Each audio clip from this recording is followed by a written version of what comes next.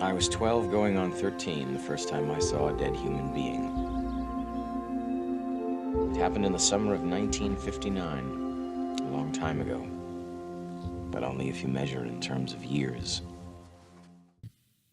Stand By Me is a film about change.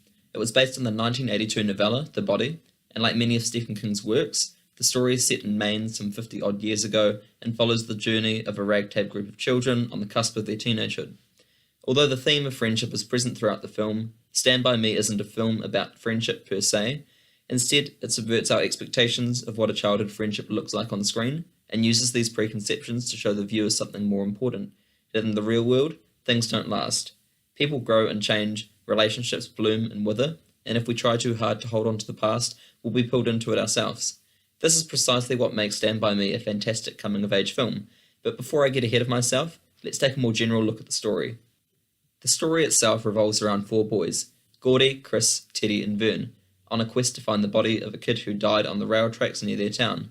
Each of the boys seems to fulfill a stereotype associated with boyhood friendships. For example, you've got Gordie, the smart introvert, Chris, the empathic leader of the gang, Teddy, the volatile daredevil, and Vern, the lovable goofball. What makes these characters come to life on the screen, other than phenomenal acting, is how well written and complex their individual characters are. In particular, I want to focus on the character development of Gordie, the film's point of view protagonist, and Chris, whose progressions I think really encapsulate what made the novella such a great read, and the film perhaps an even greater watch. In the first scene of the film, Gordie, the adult, in recollection about his past, briefly summarises each of the characters. Chris Chambers was the leader of our gang and my best friend. He came from a bad family, and everyone just knew he'd turn out bad, including Chris. Just in these few lines of narration, we're given an overview of who Chris is, what his motivations might be, and some of the problems he might face later in the film. To call this form of exposition blunt would be an understatement, but I think that it's integrated well into the scene, since the purpose of this description is only to give context to Chris's character, allowing us to dive headfirst into the story. Other than this tidbit of information, the film actually wants to show the viewer the strength of Gordie and Chris's friendship, or the impact of Chris's past on his values. The friendship between Gordie and Chris is shown to be important for each character throughout the film, as it allows for the overcoming of their individual issues. As we've been told, Chris comes from a tough family life, so maybe the viewer expects that Chris's character would be shaped by this. Maybe he'd be more inclined to make fun of Gordie's sensitivity, but instead, he does the opposite. Take this scene for example, later on, when Gordie comes out about his familial insecurities. You could be a real writer someday, Gordie. Fuck writing. I don't want to be a writer. It's stupid. It's a stupid waste of time. That's your dad talking. Bullshit. Bull true. I know how your dad feels about you. He doesn't give a shit about you. Danny was the one he cared about, and don't try to tell me different.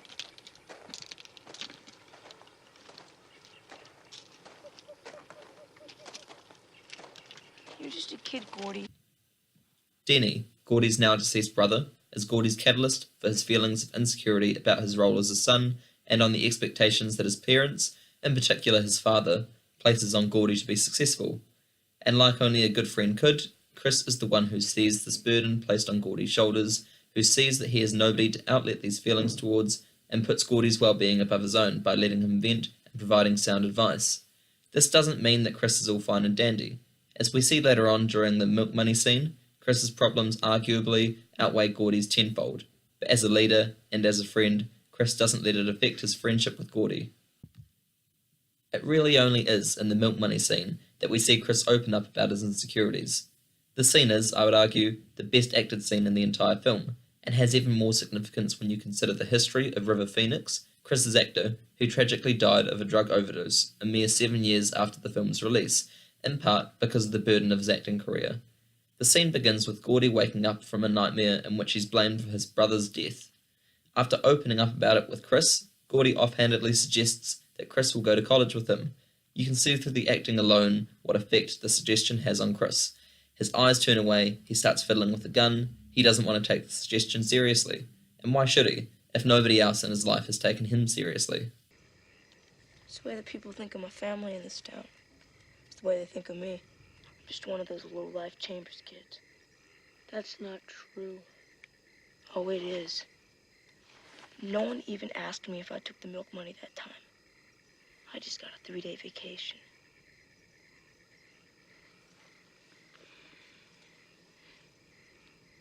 Did you take it? Yeah, I took it. You knew I took it. Teddy knew I took it. Everyone knew I took it. Even Vern knew it, I think. Maybe I was sorry and I tried to give it back. You tried to give it back? Maybe.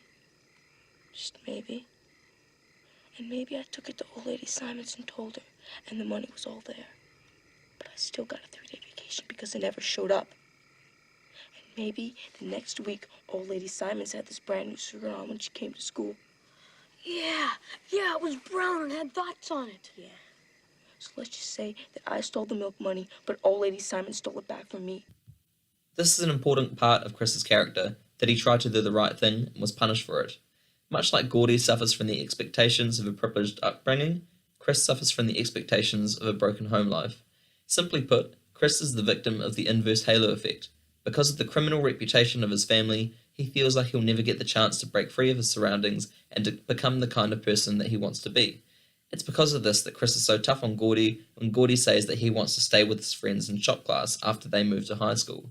To Chris, having the opportunity to go to college is something that he feels like he'll never get, so for Gordie to care so little about it is like a smack in the face to him. Having established the respective fears and desires of each of these characters, the film now has to bring it to fruition, to allow the overcoming of these fears and for their desires to be expressed. At the climax of the film, the boys finally stumble upon the body of the kid who died. The kid wasn't sick. The kid wasn't sleeping. The kid was dead. The solemnity of their discovery is only momentary, however, for just as they are deciding what to do with it, a gang of older boys turns up and tries to bully them into leaving so that they can take the credit for finding it. Vern turns tail at the first sight of danger, Teddy sticks with Chris until a knife is pulled, then follows Vern, but Chris refuses to budge. I think that the real reason for Chris's refusal to budge is because at this point he doesn't care about who gets the body. The body to him represents the milk money, it represents college, it represents his family life, in short, everything he feels like he has no control over in his life. The isolation that Chris feels from being constantly cheated by people who think they have the right to cheat him, it all culminates at the worst possible moment, until this happens. You're gonna have to kill me, Ace. No problem.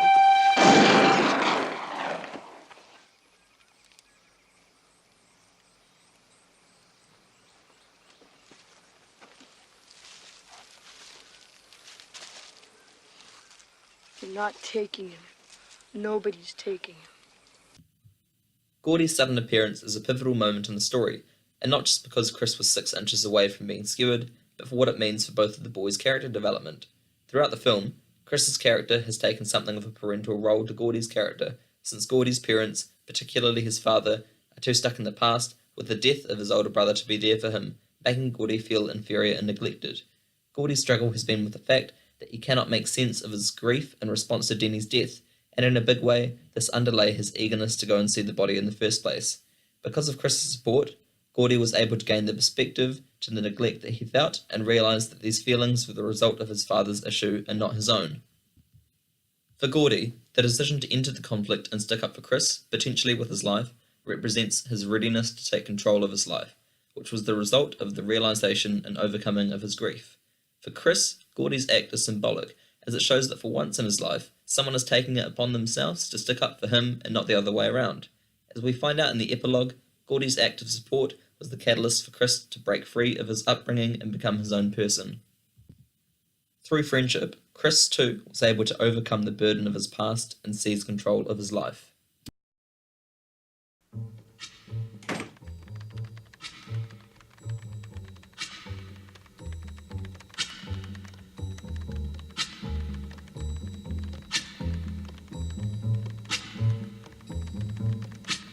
When the night has come